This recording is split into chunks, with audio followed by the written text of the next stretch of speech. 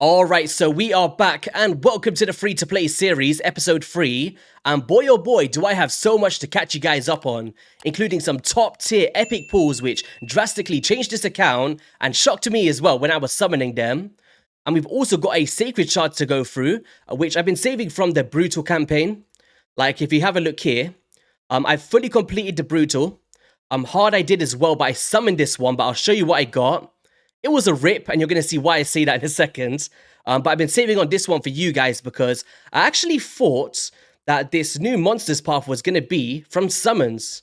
But it turns out that it's going to be only from ranking up champions and also summoning souls from soul stones, which I don't have any, of course, being so early into the game. It would be pretty cool to maybe come down and get some resources, but I'll break down which kind of ways I'm planning to go over the next 4 days. But I've heard that the points are very intensive to try and get the new legendary champion. So we're going to probably neglect him and just go for some rewards. We've also got this lunar festive event. So maybe we could pick up some stuff along the way. What we got here? We got some gems. I guess as a first milestone, I would love to get to this epic skill tome, even if we can't complete the whole thing because we don't have Xin Ogre Blade Master. So trying to push her, you know, it's probably not going to happen anyway because we don't have the fragments. But some of these ones, even a legendary skill tome, that would be very nice for my Rathalos Blade Master to try and get some cooldowns. So that'll kind of be the aim in terms of the Festival Titan event.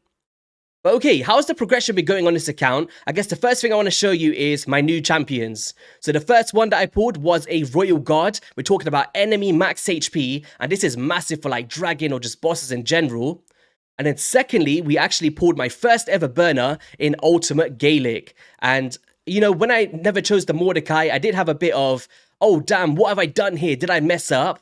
But we've actually got the ultimate version of my starter champion that I selected. Like, this dude has been absolute trash for the free-to-play. I chose it at first for a meme. I thought, oh, it can't be that bad. But I tell you what, guys, I've been struggling with this champion, so he's kind of been put on the side burner. But to be able to pull the ultimate variation, we've now got the big upgrade, and it only makes sense. And he comes through with this AoE burn, granted that he's got an increased attack. We've also got this single target burn as well with a 10-meter manipulation. And I just think he's a massive pull to get on this account because if you wasn't aware, there is not a ton of AoE HP burners from the epic category and below. So to be able to pick one up was huge. And I got that from my dungeon drop from like a dragon run. And then, actually no, that was Fire Knight. I was just trying to climb a few floors. And then my other one was from the weekly quests that you get from completing all the quests. And both of them was back-to-back epic pulls. On the non-2x, by the way, and we managed to get some good milestone rewards for some energy during the champion chase for the Blade Master. And we also picked up a Stag Knight. You might have seen on my community post a few days ago. And he has been a straight-out swap for my, what's his name? Dr. Pierced. Like, this champion is very powerful, right? He comes through with decreased attack and decreased defense, and 100% chance once booked, but it has to be critical to get that decreased defense. Whereas someone like Stag Knight brings that in without that condition. So, you know, I can build him tanky or whatever that may be and not have to worry about that. He also has a decreased speed on the A1 with a double hitter, which is great for the Fire Knight or anywhere where I need this debuff. And also this passive to increase our accuracy if we're getting resisted in these higher threshold areas like the Doom Tower in the future. So, Dr. Pierce, very, very powerful. I probably would have focused on him, but he's just going to be vaulted for the time being. Same thing with Lordly Legionary. We now have decreased speed from Stag Knight, so, you know, he kind of came through and alternated these champions out. We did get Grunch Killjoy, which actually killed my joy for one of the missions. I'm going to show you that today. And then this was my first Sacred Shard summon that I pulled. So when I said that it was a big rip, it's because we got a ripper. We got a damn ripper, and this guy is absolute trash. So yeah, man, he might be food, he might not be, might keep him for faction wars. But I've kind of got myself in a phase of not just sacrificing epics to speed farm through this account. In terms of 6 stars, I've actually only got 1 so far, and I did go with the Rathalos Blade Master, and I did invest 3 of the books from the campaign farm milestones. And do I regret this decision? I guess in hindsight, maybe as my first, because it's very hard to obtain all of the Ascensions in order to enable his passive to get at 200% more damage. So at the moment, he's not seeing the expectations that I wanted, but still very powerful for like the arena or wave-based content.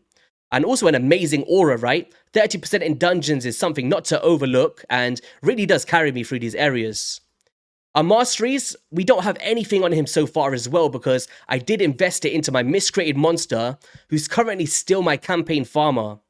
I really did think that Rathalos might be able to do 12-3 for me, but I guess just in this gear being the wrong affinity for those waves and also not having that ascension bonus or the masteries is really downplaying his potential here. And I really thought it'd be the answer to speed up my campaign runs. So he can do like the Prince of Arabia for the speed boots, so still goes through that very well. But I'm still stuck with Miscreated Monster, which is taking a lifetime to farm these campaign battles. He does it okay, it's around 1 minute and 30 seconds. I don't have infinite energy anyway, so it's not a huge problem. But maybe I would have had more value out of bringing Miscreated Monster to life and, you know, just being a massive tank, and his mastery's already completed, and he's pretty well booked as well in terms of cooldowns. Gearing wise, we've actually got quite good gear on him, right? Like, look at this, it's looking like something off my main account. But we don't have any accessories yet, so I need to be farming that during the spider tournament. But look at these pieces. This one here is pretty good. We got some crit rate. We got HP percent and speed on this one.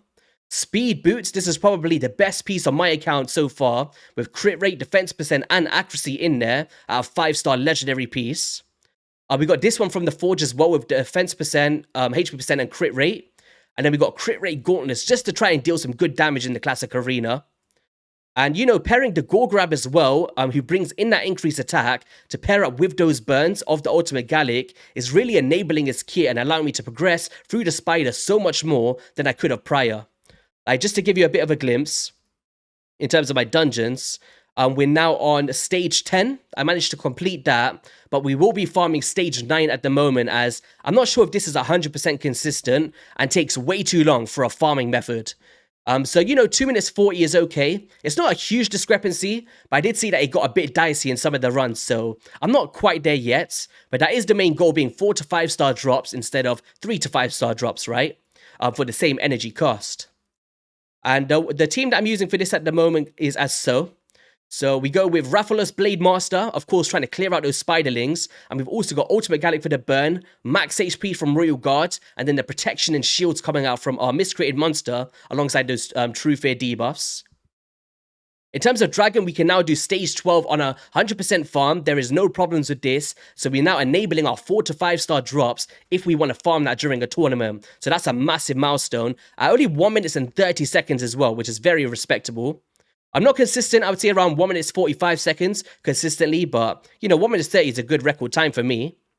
We're also on stage 10 of this one. We don't currently have any poisoners on this account, which is why fingers crossed that this Sacred Shard pool is someone like a Farrakhan or, you know, just a very good poisoner to add to my roster, as I'm very behind in terms of clan boss as well in comparison to others in this competition. And yeah, Minotaurs, we're doing pretty well. I'm sure we could push way past this threshold, but it's just not any means unless the milestone missions tell me to. And then Finite, we're currently on stage 7. We don't have full turn meter control, so it's getting a bit of a problem, but we can get to those probably 3 to 5 stars as like a cap here so far. So I'm very happy with my progression. We're just waiting until Tuesday, so tomorrow, to be able to, you know, unlock that 3rd ascension to enable the passive of Rathalos, and we'll be well on our way to maximizing our damage potential. But let me know, guys, how's your free-to-play journey going? And all of that good stuff. Who have you pulled? And what kind of milestone missions are you on? I'm always interested in that kind of stuff. And also, thank you for all the support on the latest Meet the Creator episode of Ash. I put a lot of effort into those episodes, so it's really nice to see the feedback from you guys as well. I appreciate it. It's actually unfortunate we've gone down to Silver 4. I was actually in Gold 1, but, you know, unfortunately, we just never managed to hold that. You know, while we're here, I need to turn on the optimizer. Wait, 1 second. I need to turn on my instructor. Otherwise, our points won't be recorded or anything that we get. All right, that should be up now. There we go. In terms of missions, we're actually on this one here. And I actually made a massive mistake here, guys.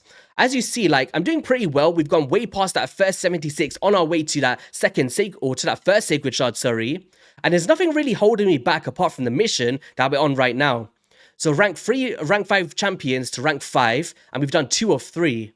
Now, I did have multiple champions at rank 5, but of course, I turned Rathalos into a 6-star, which means I've only got 2 5-stars left in Gallic and Miscreated Monster, and I'm currently out of food to make one of these champions into a rank 5. So this one's been holding me back for, I'd say, at least 24 hours. I just don't have the food to get it done at the moment, and I don't want to sacrifice my epic champions for one mission. Outside of that, this is easily done. This is done. You know, just waiting for Magic Keep is fine. Minotaur's Labyrinth, as you see, completely fine. And I think we can get all the way up into the Sacred Shard without a problem and fuse that Justicar. We've been saving the res for them in the vault, so this shouldn't be a problem. And yeah. And then we can get that Sacred Shard and possibly eat that one as well off the bat. Like, I've been summoning all of my Ancient Shards as I just get them because I need the food. And we get another one in 5 hours, so I'll definitely be going through that. This is a big pool. And let's summon the Sacred Shard. Let's summon this Sacred Shard. All right. 3, 2, 1. Who do we want here? Oh, wait, there's actually a summon pool event. What is this? Archer. In terms of epics, if I can actually manage to get one. Maybe well, we got Stagnite already. Lady Annabelle for maybe future bomber. I think someone like her would be really good. Ruella. Okay, enough speaking. Let's do this. Poisoner, Poisoner, Poisoner. Top tier. Please, come on. Bring it home. Don't give me a legendary. We got epic. What did we get? And we got a Senesha. Okay, this is not somebody that I would have thought of getting, but when we think about Classic Arena, or just opens the opportunity for stun sets, this is a very powerful champion. She comes through with all AoE abilities apart from this A2 with Vaporize, which can actually put a target skill on cooldown whilst healing your lowest HP ally by 25%. But one of the main components is the immortality here, because she brings all of the allies up to the highest of the highest HP in your team on a 6-turn cooldown, granted, but, you know, if you could just proc this at the right time, could be clutch. But she's definitely going to be my first stun set champion. Like, when I go into the Doom Tower, if I pair Senesha with someone like Miscreated Monster, who brings in those stuns as well, we're going to be having constant lockout of those Doom Tower battles and being able to progress. And we're currently not at the right level for Doom Tower, so we haven't unlocked it. So that's my main thing that I'm focusing on. But a pretty cool champion to add to the roster, right? Pretty good. It could have been worse, like a Ripper. But we're still yet to have any poisonous on this account. I know you guys are going to say, bring out the Outlaw Monk. But I tell you what, guys, we haven't pulled one yet.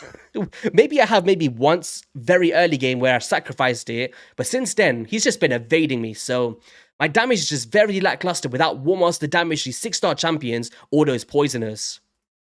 What do we get in terms of clan boss today? We might actually get an Ancient Shard. That's a massive pool, though. I'm happy with Senesha. Come on, give us a shard. Some silver. All right, what do we get here? Okay. I should have looked at that piece, to be fair. Oh, come on. Defense percent with speed and crit rate. Okay. I'll keep it as 4-star, but, you know, especially for faction wars, we could be doing that. But look at these. Look at this. This is nuts. We've got counterattacks and venom ages and some top-tier options here, right? Jar eggs. Well, to be fair, I got very cool top-tier picks as well, right? So the team that I'm using at the moment is primarily Ultimate Gaelic for the burns. You know, the way it's scaling off the HP and pairing it with the increased attack and stuff. Let's see how much damage we could do. We don't really have an aura for this one. All of them are in like other areas. How much damage did we do? We did 2.13 million damage. That's actually been a record for easy. But you can see that Ultimate Gaelic is popping out the most damage at 710,000, just under Rathalos Blademaster, who's 6-star. You know, put it into comparison, you can see how much these debuffs are coming to fruition. And if I had a Poisoner, I'll be well on my way to be dealing more damage. On normal, I guess we could just see it like this, right? Like, it goes pretty well. It goes pretty well. And what's really good about the Ultimate Gaelic is you don't actually get buff values for his burns. You just get cooldown values. So I don't really need to invest in books at the moment, as it's just that each hit has a 50% chance of placement. There we go. Some ally protection. And you know what? We're just trying to build the core foundation here. I'm not trying to rush into 6 stars because every other day we're putting really top tier champions like Royal Guards and Ultimate Gaelics and Gorgorabs. And, you know, we've already got masteries on Miscreated Monster.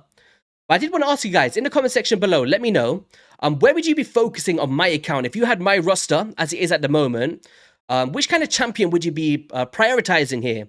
Would you go for the Miscreated Monster being a 6-star champion, which isn't enabling anything past War Master and just sustainability for himself, right? Because he's going to be the one that's surviving most of the time anyway. Or would you kind of focus into other areas or just like farming masteries or something? Pretty intrigued to let me know, guys. Let me know. But we don't do crazy damage in terms of normal. I think it's still around a 2 key or 3 key. It's completely fine. We're still early doors, right? But this is one of the problems with Ultimate Gallic is if your increased attack wears off, you now can't get that burnout, but because he's got it on 2 active skills, we actually can cycle that and still get at least one of the burns up. So he's pretty cool, right? Like, without him in the team, we are not dealing anywhere near 1 million damage by now. No way. There we go. Look at that, ally protection is huge, right? One thing we are missing now is my increased defense from Doom Screech, so that's unfortunate. But until we can kind of ramp up our, ascension bonuses, then we can't really do anything here. Like, Ultimate Gallic is also going to enable bonus damage for our Rathalos, so we really need to enable that passive as like a first priority. So that's all I'm going to be doing tomorrow. Force keep, force keep, force keep, trying to get those ascension potions, and that'd be pretty cool. But we're doing well so far. This might actually be one of my best damages that we've had. Ally protection coming through. And now it's starting to ramp up in terms of the damage that he's dealing to us. And we don't have enough lifesteal or any leech in the team to heal by the damage inflicted. With someone like a Deacon Armstrong, right? Boom. Stagnite's taking a stun, which is actually very good here. Because he's the wrong affinity. Let's increase defense. We get some more burns out. Oh. All right, they're all down now. This is kind of what happens. Around boss count 13, we start to see them drop. Nice. Just need that War Master. I don't know where all my gems have gone. Like, I've not really done crazy farming. Maybe I just haven't progressed as much as others. I got some of those milestone missions. But if I did, that'd be really cool to just invest into him. But then again, would I just be better off farming it? I'm not too sure. I'm not too sure. We'll see. But there we go. And yeah, pretty well. In terms of Ultimate Gallic again, he actually exceeded Rathalos for normal as a 4-star. It just shows how much value these burn debuffs are having for me so far. So we can pretty much get up to the Adept chest where we've been sitting, but I would love to push towards the Warrior chest today to kind of get double of what we would get from the easy. And then slowly but surely, we'll start moving into hard and then brutal. It'll all come with time, right? We're not going to be able to do that straight away. I guess it just comes down to bad choices from me. Like, if I chose Kayle, those poisons would have been huge, right? Would have been absolutely huge. So, all right, in terms of other things I wanted to show, challenges, we've actually done pretty well on the champion one. This one's going to be pretty tough with a campaign battle using 4 champions of level 50 or higher. So we can't do that until, we get one more champion up to that level.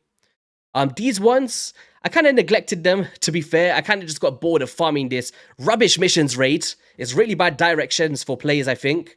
Having to farm this. And I spend way too much energy trying to get these done.